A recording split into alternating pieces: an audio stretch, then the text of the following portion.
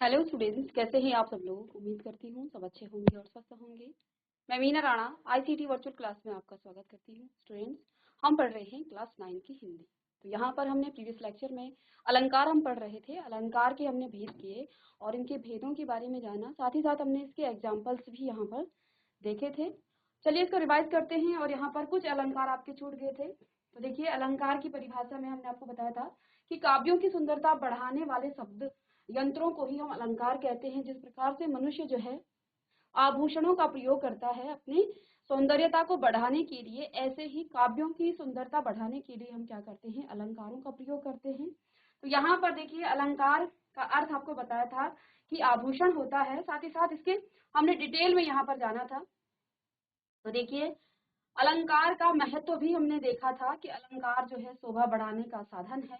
काव्य रचना में रस पहले होना चाहिए और फिर उसमें जो है उस रसमयी रचना की शोभा बढ़ाई जा सकती है। अर्थात ये बिना रस के किसी भी काव्य में आप अलंकार लगा भी दें तो उसकी शोभा नहीं बढ़ सकती है। जिस प्रकार से एक मृत शरीर पर आप विभिन्न प्रकार के आभूषणों का प्रयोग कर दें तो उसकी शोभा नहीं बढ़ती है, ऐसे ही अलंकार जो है तभी प्रयोग होता है किसी काव्य में जब उसमें पहले से रस हो। ठीक है, तो आप निष्प्राण शरीर पर कितने भी आभूषण लगा दें तो वो उसकी शोभा नहीं बढ़ाएगा। ऐसे ही अलंकार जो आपके पास काव्य होगा, जो भी काव्य है उसमें रस यदि हो तो उसमें अलंकार जो है उसकी शोभा को बढ़ा सकता है। यहाँ पर हमने अलंकार के दो भेद पढ़े थे, जिसमें पहला आपका शब्दालंकार और दूसरा आपका अर्थालंकार था। ठीक है, शब्दालंकार जो है शब्दों के माध्यम से काव्यों को अलंकृत करते हैं, वे शब्दालंकार कहलाते हैं। और किसी काव्य में जो है विशेष शब्द रखने से जो है सौंदर्य आए तो वह जो है पर्यायवाची शब्द रखने से लुप्त हो जाता है, तो यह जो है आपका शब्दालंकार कहलाता है। अर्थात जो है शब्दों के माध्यम से जो है उस काव्य की शोभा बढ़ती है तो उसे शब्दालंकार कहा जाता है। इसके भी यहाँ पर हमने तीन भेद बताए थे आपको। पहला भेद है आपका अनुप्रास, दूसरा है यमक, तीसरा है श्लेष अलंकार। इनके बारे में भी हमने यहाँ पर प्रीवियस लेक्चर में जान लिया था। इसको हम रिवाइज करते हुए चलेंगे और आगे के जो अलंकार आपके पास बचे हुए हैं अर्थालंकार के भेद, एक दो भेद जो है इसके बच गए थे, उसको हम यहाँ पर आज की क्लास में रिवाइज करेंगे। तो देखिए, यहाँ पर अनुप्रास अलंकार क्या होता है, जिसमें वर्णों की बार बार आवृत्ति होती है। प्रीवियस लेक्चर में भी हमने बहुत अच्छे से समझा था कि किसी वर्ण की बार बार आवृत्ति हो तो वहां पर आपका अनुप्रास अलंकार कहलाता है। किसी विशेष वर्ण की आवृत्ति से जो है वाक्य सुनने में सुंदर लगता है ना। जैसे यहाँ पर देखिए, चारु चंद्र की चंचल किरणें खेल रही थी जलथल में।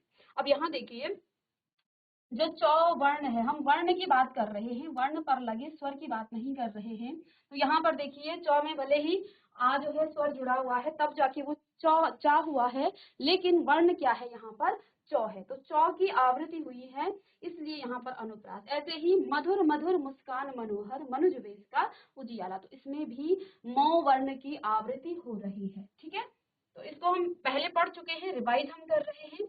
इसके बाद दूसरा है, यहाँ पर तीसरा एग्जाम्पल है इसका, कल कानन कुंडल मोर पखा उर्पा बनमाल विराजती है। तो यहाँ पर भी देखिए, क वर्ण की बार बार यहाँ पर आवृत्ति हुई है, क और ये जो है यहाँ पर तीन बार आपका क आया है, क वर्ण की आवृत्ति हुई है, इसलिए यहाँ पर आपका क्या हो जाएगा, ये आपका अनुप्रास अलंकार। ऐसे ही कालिंदी कूल कदम्ब की डरनी, तो यहाँ पर देखिए चार बार आपका क आया है, यहाँ पर चार बार क की आवृत्ति हुई है, अर्थात यहाँ पर भी आपका अनुप्रास अलंकार है।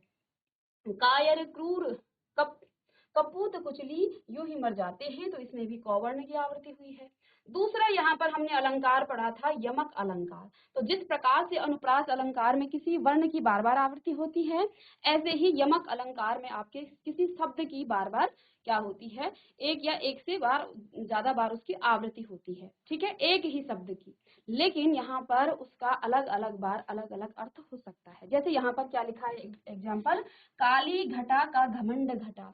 अब काली घटा का घमंड घटा अर्थात काली घटा, ये देखिए दो बार आया है। कौन सा, ये आपका जो घटा शब्द है ये दो बार आया है।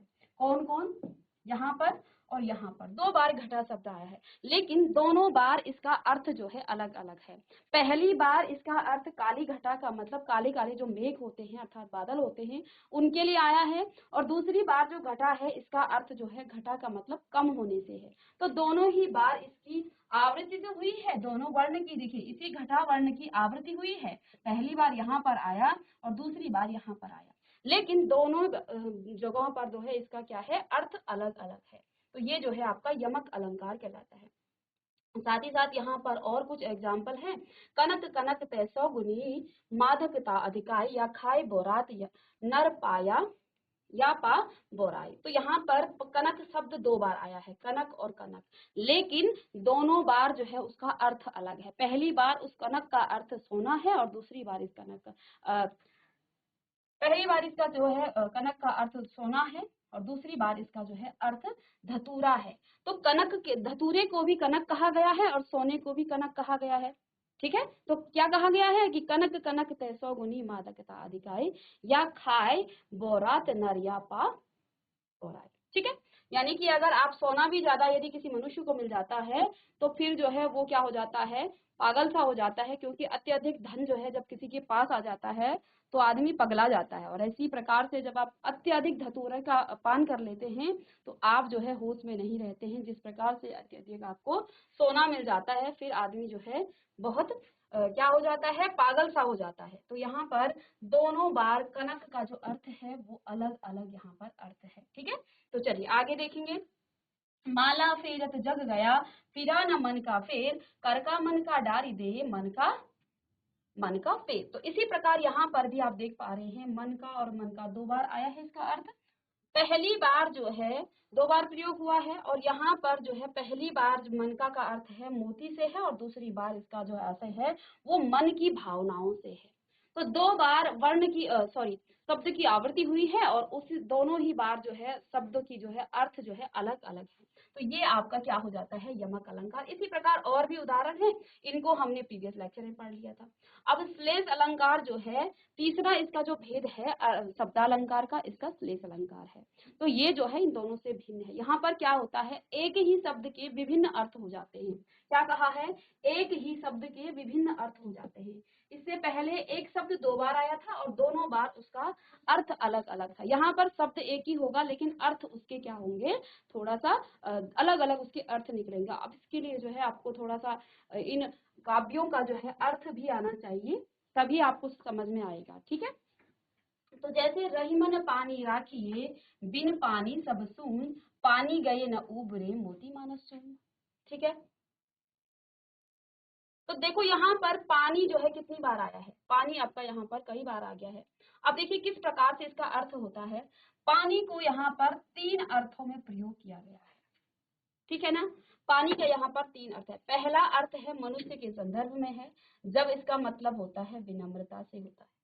पहले अर्थ में मनुष्य है, मनुष्य के अर्थ में है, संदर्भ में है, इसका जो है मतलब यहाँ पर विनम्रता से है। इसके बाद जो है, इसलिए यहाँ पर रहीम दास जी क्या कह रहे हैं कि हमें जो है मनुष्य को हमेशा विनम्र अर्थात पानी होना चाहिए। और पानी का दूसरा अर्थ आभा है। ठीक है, तो जिस प्रकार से पानी जो है जिस भी बर्तन में आप डालते हो, पानी जो है उसी का क्या ले लेता है, आकार ले लेता है। तो मनुष्य को भी इसी प्रकार से विनम्र होना चाहिए। वो जिस भी स्थान में जाए वहां का जो माहौल है उस माहौल में मनुष्य को ढल जाना चाहिए। यदि हम अपनी ही अकड़ में रहें, अपने ही अहम में रहें कि मैं ऐसा हूँ ऐसा ही रहूंगा, तो दिक्कतें आएंगी। तो हमें जो है जिस भी माहौल में हम जाते हैं वहां पर हमें विनम्र होके रहना चाहिए। तो ये इसका अर्थ है। अभी हम अर्थ के नहीं इसके यमक श्लेष अलंकार को पढ़ रहे हैं। दूसरा अर्थ यहाँ पर आभा से है, तेज या चमक, जिसका मतलब होता है जिसके बिना जो है मोती का कोई मूल्य नहीं है। और पानी का जो तीसरा अर्थ यहाँ पर बताया गया है, आटे अर्थात चून से जोड़कर दर्शाया गया है। तो रहीम का यहाँ पर कहना है कि जिस तरह से आटे का अस्तित्व पानी के बिना नम्र नहीं हो सकता है और मोती का मूल्य उसकी आभा के बिना नहीं हो सकता है, उसी तरह मनुष्य को भी अपने व्यवहार में हमेशा पानी अर्थात विनम्रता रखनी चाहिए, जिसके बिना उसका मूल्य ह्रास हो जाता है। अर्थात यदि हमारे पास विनम्रता ना हो, पानी ना हो, तो हमारा मूल्य ह्रास हो जाएगा, अर्थात हमारा कोई मूल्य नहीं रह जाएगा। ठीक है, तो ये है आपका श्लेष अलंकार। इसके बाद हमने प्रीवियस लेक्चर में और भी एग्जाम्पल है, इनको हम प्रीवियस लेक्चर में पढ़ चुके हैं, ठीक है। तो इसके बाद हमने प्रीवियस लेक्चर में यहाँ पर आपको अर्थालंकार पढ़ाया था। अर्थालंकार क्या होता है? जब किसी वाक्य का सौंदर्य उसके अर्थ पर आधारित होता है। इससे पहले उसके शब्द पर आधारित था उसका अलंकार, ठीक है ना। मतलब कि कुछ शब्दों की वजह से जो है उसकी शोभा बढ़ रही थी, अब जो है उसके अर्थ के आधार पर उसकी शोभा बढ़ेगी। यह आपका अर्थालंकार के अंतर्गत आता है। इसके भी हमने यहाँ पर 5 भेद किए थे: उपमा अलंकार, रूपक अलंकार, उत्प्रेक्षा अलंकार, अतिशयोक्ति अलंकार और मानवीकरण अलंकार। तो ये 5 यहाँ पर हमने इसके भेद पढ़े: उपमा, रूपक, उत्प्रेक्षा, अतिशयोक्ति और मानवीकरण अलंकार, ठीक है। आइए इसको हम एक एक करके देखिए। यहाँ तक हम पढ़ चुके हैं, लेकिन एक बार रिवाइज हम करते रहेंगे ताकि हमें दोबारा इसको रिवीजन ना करना पड़े, ठीक है। तो देखिए, उपमा अलंकार, उप का अर्थ होता है समीप से, या पा का अर्थ है तोलना या देखना, अर्थात कि समीप से तोलना या देखना। जब दो भिन्न वस्तुओं में समानता दिखाई जाती है तब वहां पर उपमा अलंकार होता है, ठीक है। तो इसको आप क्या लिखेंगे? जब दो वस्तुओं या दो भिन्न वस्तुओं में क्या की जाती है? समानता दिखाई जाती है, उस समय हम क्या कहते हैं? उपमा अलंकार उसको कहा जाता है। अब इसको एग्जाम्पल से, उदाहरण से हम इसको और अच्छे से समझेंगे। जैसे कर कमल सा कोमल है, तो कर का मतलब यहाँ पैरों से है, कर कमल सा कोमल है। पैरों को किसकी तरह बताया गया है? कमल की तरह, ठीक है ना। तो पैरों को कमल के समान जो है यहाँ पर कोमल बताया गया है। यह क्या है? आपका उपमा अलंकार है। पीपर पात सरिस मन डोला, तो यहाँ पर भी देखिए आप, पीपल के पत्ते की तरह, कौन है बोला? हमारा मन को जो है पीपल के पत्ते के समान है, जो हिलता हुआ बताया गया। अर्थात जिस प्रकार से पीपल का पत्ता हिलता रहता है, ऐसे ही हमारा मन भी जो है डोलता रहता है, अर्थात हिलता रहता है, स्थिर हमारा मन नहीं है, ठीक है। तो यहाँ पर क्या की गई है? समानता बताई गई है। पीपल, मन को किसके साथ तुलना की गई है? किसके साथ जो है इसकी? तो यहाँ पर मन को जो है पीपर पात, अर्थात कि पीपल के पत्ते से जो है यहाँ पर उसकी समानता बताई गई है। तो यहाँ एग्जाम्पल भी आपने लिख लिए होंगे प्रीवियस लेक्चर में। तो यहाँ पर क्या कहा गया है कि पीपल के पत्ते की तरह हिलता हुआ बताया जा रहा है। किसको? मन को। इस उदाहरण में मन जो है आपका उपमेय है। अब उपमेय क्या होता है, उपमान क्या होता है? यहाँ पर दो हमने इसके भेद भी बताए थे, दो शब्द थे, उपमेय और उपमान। तो यहाँ पर जब आप पढ़ेंगे इसको आगे, उपमा अलंकार को, तो इसके दो भेद। उपमेय क्या होती है? जिसकी हम क्या करते हैं? जिसकी समानता करते हैं। किसके साथ? मन जो है उपमेय है, क्योंकि हम मन की जो है क्या कर रहे हैं? समानता। किसके साथ? पीपल के पत्ते के साथ। तो ये जो पीपल का पत्ता है ये आपका उपमान हो जाएगा। तो जिससे हम समानता दर्शा रहे हैं तो वो आपका क्या हो जाएगा? वो आपका उपमान हो जाएगा। अब डोला का मतलब हिलता रहता है। दोनों के लिए, साधारण धर्म का मतलब दोनों के लिए एक ही बात कही गई है। जिस प्रकार से हमारा मन जो है भटकता रहता है, इधर उधर हिलता रहता है, ठीक है। अभी हम किसी के बारे में अच्छा सोचते हैं या बुरा सोचते हैं, और कुछ पल में ही हमारा मन जो है उसके प्रति अच्छा या बुरा हो सकता है। ऐसा नहीं है कि वो स्थिर है। तो हमारा जो मन है वो सदैव अस्थिर है ना। आप किसी बात को अभी पॉजिटिव वे में ले रहे हैं, थोड़ी देर बाद आपको थोड़ा सा किसी ने डिस्कनेक्ट कर दिया, उसके बारे में थोड़ा सा दूसरी विपरीत दिशा में कुछ बात कर दी, तो आपका मन भी उसी दिशा में चला जाता है, क्योंकि हमारा मन जो है स्थिर नहीं है। हम किसी बात को स्थिरता से कई दिन तक नहीं रख सकते हैं। तो इसी प्रकार से जो है यहाँ पर पीपल के पत्ते की जो है मन के साथ जो है तुलना की गई है, समानता दिखाई गई है। तो यहाँ हम जानते हैं कि किन्हीं दो वस्तुओं कि उनके एक समान धर्म, एक समान धर्म का मतलब डोला, यानी कि जिस प्रकार से पीपल का पत्ता हिलता रहता है, ऐसे ही हमारा मन भी जो है हिलता रहता है, वो भी भटकता रहता है, ठीक है। तो यहाँ पर क्या कहा है? तो ये धर्म जो है समान धर्म है, अर्थात ढोला यहाँ पर बताया गया है, ठीक है। तो यहाँ पर दोनों की जो है तुलना की जाती है, तो वहां पर यह आपका उपमान अलंकार है। तो उपमान अलंकार के अंतर्गत आपका यहाँ पर और क्या है? मुख चंद्रमा सा सुंदर है। तो यहाँ पर चेहरे की तुलना जो है चांद से की गई है। इस वाक्य में मुख आपका, क्योंकि मुख की तुलना की गई है किसके साथ? चंद्रमा के साथ। समानता में उसकी तुलना की गई है कि जिस प्रकार से चंद्रमा सुंदर है, ऐसे ही मुख भी क्या है? सुंदर है, ठीक है। तो यहाँ पर भी आपका ये समझ में आ गया है, ये भी आपका उपमा अलंकार है। नील गगन सा शांत हृदय था रो रहा, तो यहाँ पर भी आप देख पा रहे हैं हृदय की जो है नील गगन से तुलना की गई है, ठीक है ना। तो यहाँ पर हृदय आपका उपमेय है और नील गगन आपका उपमान है। कैसे हैं दोनों? शांत हैं, साधारण धर्म ये आ गया आपका। तो यहाँ पर भी आपका उपमा अलंकार है। तो उपमा अलंकार के दो, जैसे कि आप अंग ऊपर भी देख पा रहे हैं, उपमेय और उपमान था। तो ये हमने प्रीवियस लेक्चर में, तो जिस वस्तु की समानता किसी दूसरे पदार्थ से दिखलाई जाए तो उसे हम उपमेय अलंकार कहते हैं। जैसे कर कमल सा कोमल है, अर्थात यहाँ पर पैरों को जो है कमल से तुलना की गई है। जिस प्रकार से कमल कोमल होता है, ऐसे ही पैर भी जो है क्या है, कमल की तरह क्या है, कोमल है। ठीक है। उपमान जिस के साथ जो है आप क्या कर रहे हैं, तुलना कर रहे हैं। तो कमल के साथ हम पैरों की तुलना कर रहे हैं, तो कमल आपका उपमान हो गया और पैर आपके अर्थात कर आपका क्या हो गया है, उपमेय हो गया है। तो इसके बाद आपने दूसरा अलंकार यहाँ पर रूपक अलंकार पढ़ा था। जब उपमान और उपमेय में अभिन्नता या अभेद दिखाया जाए तब रूपक अलंकार होता है। इससे पहले हमने उपमा अलंकार में क्या कहा, दोनों में समानता दिखाई जाए। ठीक है, थोड़ा सा डिफ्रेंशिएट करते हुए, थोड़ा सा अंतर करते हुए चलेंगे तो फिर हम कंफ्यूज नहीं होंगे। तो देखिए, उपमान और उपमेय की अभिन्नता या अभेद जो है यहाँ पर दिखाया जाए तब आप कहेंगे वहां पर रूपक अलंकार कहलाता है। जैसे कि आपका मैया मैं तो चंद्र खिलौना ले। ठीक है, तो यहाँ पर उपमेय और उपमान में अभिन्नता है, अर्थात यहाँ पर समानता नहीं है। जिस प्रकार से उपमेय अलंकार में, उपमा अलंकार में दोनों में समानता थी, हम समानता दर्शा रहे थे कि जो हमारे जो पैर हैं हमारे, नहीं, भगवान के जो पैरों की तुलना की गई है कमल के समान। ठीक है ना। तो ऊपर दिए गए उदाहरण में चंद्रमा एवं खिलौनों में समानता न दिखाकर चांद को ही खिलौना बोल दिया गया है। तो यहाँ पर समानता नहीं दिखाई गई है, क्या कहा है, चांद ही क्या है, वो क्या है, खिलौना है। ठीक है, अतएव यहाँ पर रूपक अलंकार है, अर्थात चांद को खिलौनों का रूप दिया गया है, अभिन्नता उसमें दिखाई गई है। ऐसा नहीं कहा है कि खिलौना जो है चांद की तरह है। ऊपर हम क्या कर रहे थे, दोनों की तुलना कर रहे थे, दोनों में समानता दिखा रहे थे कि जिस प्रकार से कमल है कोमल, ऐसे ही पैर भी क्या है, कोमल है। तो समानता हमने दर्शाई। यहाँ पर क्या कहा कि जो खिलौने हैं वही क्या है, जो चंद्रमा है वही खिलौना है। ठीक है, तो यहाँ पर आपको समानता नहीं दिखाई गई है, रूप जो है उसको दिया गया है, इसलिए इसका जो नाम है वो भी रूपक अलंकार के नाम से जाना जाता है। चरण कमल बंदौ हरिराई। इसके बाद क्या लिखा है, चरण कमल बंदौ हरिराई, अर्थात ऊपर दिए वाक्य में चरणों को कमल के समान न दिखाकर चरणों को ही कमल बोल दिया गया है। अब जो है ऊपर हमने क्या कहा था, चरण जो है कमल के समान है। ठीक है ना, प्रभु चरणों को, भगवान के चरणों को कमल के समान जो है कोमल बताया गया है। ठीक है, अब यहाँ पर क्या कहा है, चरण कमल बंदो हरिराई। तो क्या कहा है वाक्य में, जो है चरणों को कमल के समान न दिखाकर चरणों को ही कमल बोल दिया गया। यहाँ डायरेक्ट जो है चरणों का जो है कमल को ही, चरण को ही कमल बोल दिया है कि प्रभु जो है जो चरण है वो क्या है, वो कमल है।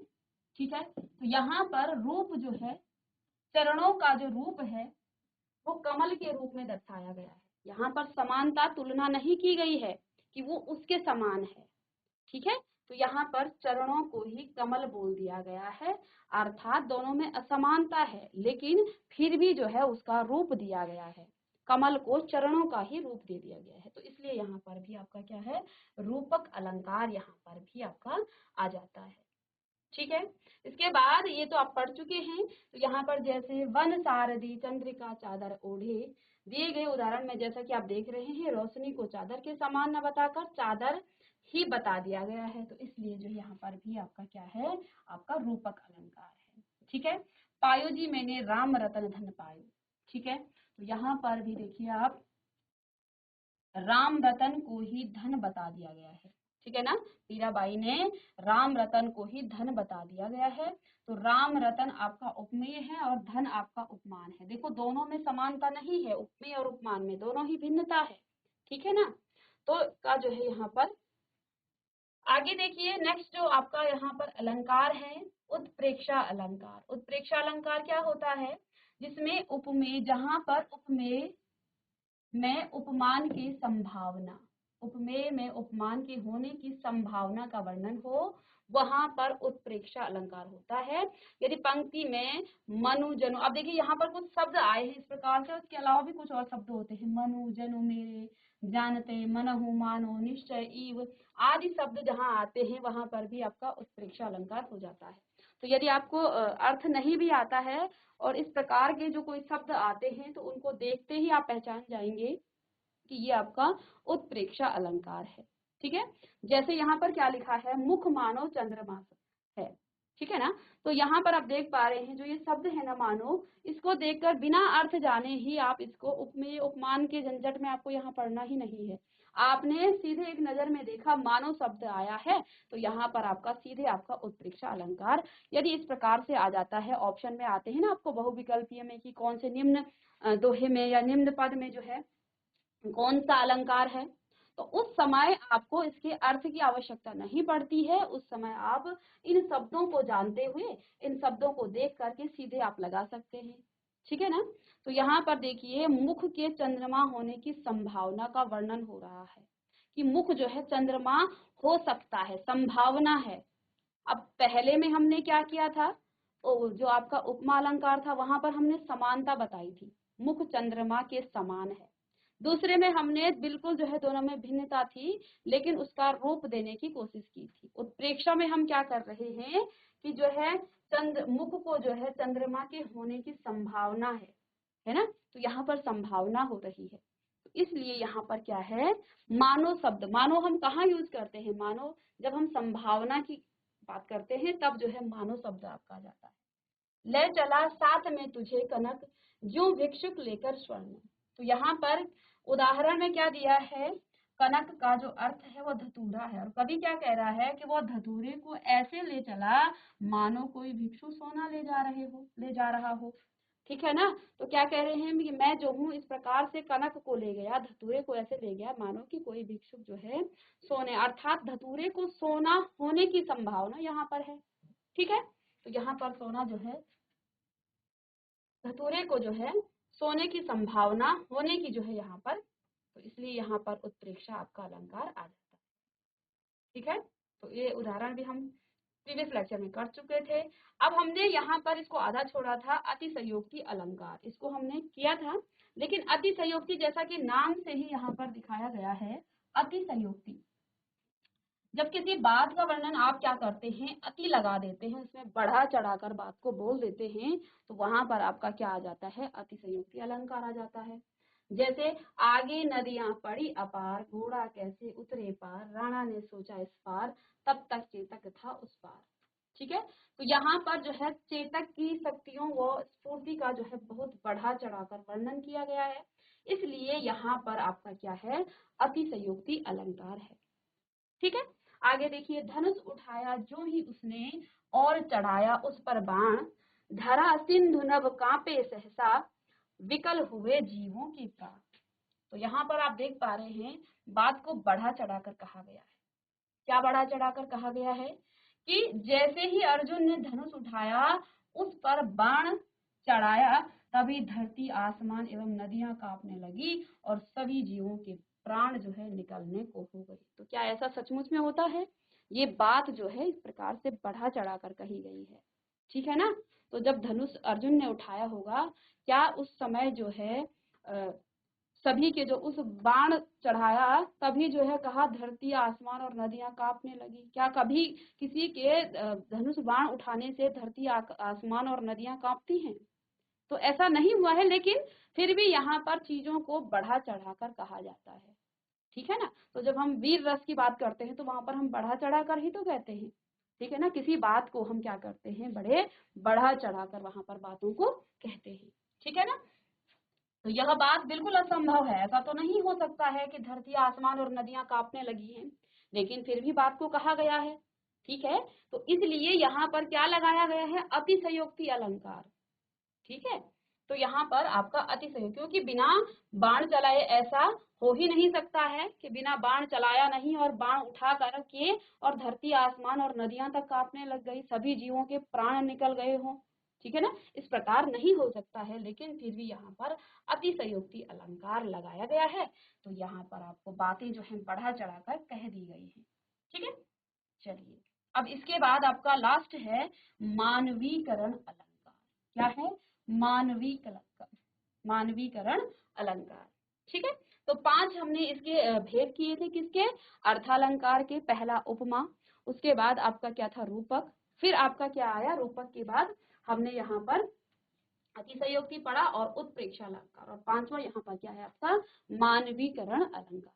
ठीक है, तो जब प्राकृतिक चीजों में मानवीय भावनाओं के होने की का वर्णन हो तब वहां पर मानवीकरण अलंकार होता है। तो कई बार जो है कई कविताएं इस प्रकार से लिखी जाती हैं, कविताओं में ही अक्सर जो है मानवीकरण अलंकार होता है। ठीक है, तो यहाँ पर आप देखिए, जब हम क्या करते हैं प्राकृतिक चीजों में मानवीय भावनाओं के होने का वर्णन करते हो, वहां पर आपका क्या हो जाता है मानवीकरण अलंकार। तो देखिए, फूल हंसे कलियां मुस्कुराई, क्या आपने फूलों को हंसते हुए देखा है या फिर कलियों को मुस्कुराते हुए देखा है? नहीं देखा है, लेकिन क्योंकि मानव ही ऐसा कर सकता है, आपने किसी पशु को भी हंसते हुए नहीं देखा होगा, है ना। तो ये जो है मानव ही इस प्रकार के जो है वर्ण कर सकता है।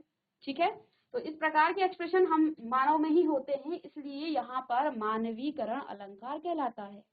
फूल हंसे कलियां मुस्कुराई, तो ऐसा तो नहीं हो सकता है, फूलों के हंसने का वर्णन यहाँ पर किया गया है जो कि मनुष्य करते हैं।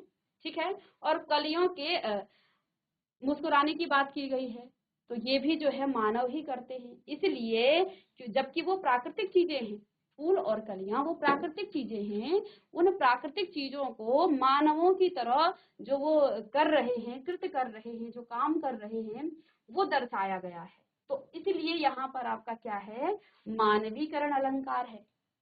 ठीक है, आगे देखिए, मेघमय आसमान से उतर रही है संध्या सुंदरी परी सी धीरे धीरे धीरे। ठीक है, तो आगे इन पंक्तियों में यहाँ पर क्या कहा गया है कि ऊपर दी गई पंक्तियों बताया गया है कि संध्या जो है सुंदर परी की तरह धीरे धीरे आसमान से नीचे उतर रही है। ठीक है, संध्या का मतलब शाम का जो समय होता है वो जो है, तो देखिए क्या कहा है कि संध्या सुंदर परी की तरह जो धीरे धीरे आसमान से नीचे उतर रही है, और इस वाक्य में संध्या की तुलना एक सुंदर परी से की गई है। यह निर्जीव की सजीव से यह जो है आपका असलियत में जो है यह संभव नहीं है, ऐसा नहीं हो सकता है, लेकिन फिर भी यहाँ पर क्या की गई है तुलना की गई है। ठीक है, उसका मानवीकरण किया गया है। एवं हम यह भी जानते हैं कि सजीव भावनाओं का वर्णन चीजों में किया जाता है, तब यह जो है आपका क्या है मानवीकरण आपका अलंकार यहाँ पर वो कहलाता है। ठीक है, अतएव यहाँ पर आपका क्या है मानवीकरण अलंकार के अंतर्गत ये आपका आ जाता है। ओके, चलिए आगे देखिए, उषा सुन हरे तीर बरसाती जय लक्ष्मी सी उदित हुई। ठीक है, तो यहाँ ऊपर दिए गए उदाहरण में उषा यानी कि भोर को सुनहरी तीर बरसाती नायिका के रूप में दिखाया जा रहा है। तो यहाँ भी आपका निर्जीव में मानवीय भावनाओं का होना दिख रहा है, और जब किसी निर्जीव या फिर प्राकृतिक जो आपके पास चीजें होती हैं उनके साथ क्या होता है मानवीय भावनाओं का वर्णन किया जाता है, तब हम जानते हैं कि यह नायिका एक सुंदर मनुष्य होती है, ना कि कोई निर्जीव। तो हम जानते हैं नायिका हम किसे कहते हैं, जो एक सुंदर स्त्री होती है उसको नायिका कहा जाता है। ठीक है, तो यह यहाँ पर निर्जीव वस्तु की यहाँ पर तुलना की गई है, यह संभव नहीं है। यह भी जो है हम जानते हैं कि जब सजीव भावनाओं का वर्णन चीजों में, अर्थात वो चीजें आपकी प्राकृतिक चीजें हो सकती हैं या कोई निर्जीव वस्तु हो सकती है, उसके साथ की जाती है, तो उस समय हम क्या कहेंगे मानवीकरण अलंकार हम कहेंगे। इसी के साथ हमने अलंकार पढ़ लिए हैं और आज हमारा अलंकार यहाँ पर खत्म भी हो गया है। उम्मीद कर रही हूँ सभी बच्चों को हमने अलंकार बहुत डिटेल में पढ़ा है, और लगभग जो है दूसरी क्लास जब हमारी होती है तो उस समय हम इसको जो पहला पढ़ा हुआ है उसको रिवाइज करके हम चलते हैं, अर्थात यहाँ पर हमने 2 बार इसका रिवीजन भी कर दिया है। ठीक है, अगर इसके बाद भी किसी बच्चे को डाउट होता है तो आप कमेंट करके भेज सकते हैं, और यहाँ पर आगे यहाँ पर कुछ और यहाँ पर उदाहरण हैं, इनको हम कल की क्लास में करेंगे। इसी के साथ यहाँ पर आपका जो अलंकार का जो टॉपिक है वो आपका कंप्लीट हो गया है। हमने साथ ही साथ रिवीजन भी कर दिया था, क्योंकि जब हम नेक्स्ट कोई चीज छोड़ते हैं तो नेक्स्ट क्लास में हम वहीं से आते हैं, ताकि आपका एक रिदम बना रहे और आपको बीच से कंफ्यूज आप ना हो। तो उसको हम पहले रिवाइज करते हैं और फिर हम आगे वहां से बढ़ते हैं। तो जो बच्चे आपके एब्सेंट भी रहते हैं उनका भी रिवीजन हो जाता है, उनका भी ये वो भी पढ़ लेते हैं, साथ ही साथ जो आए थे उनका भी रिवीजन हो जाता है। इसके बाद नेक्स्ट क्लास में हम कुछ और टॉपिक के साथ आएंगे और मिलेंगे नेक्स्ट लेक्चर में। तब तक के लिए thank you and have a nice day.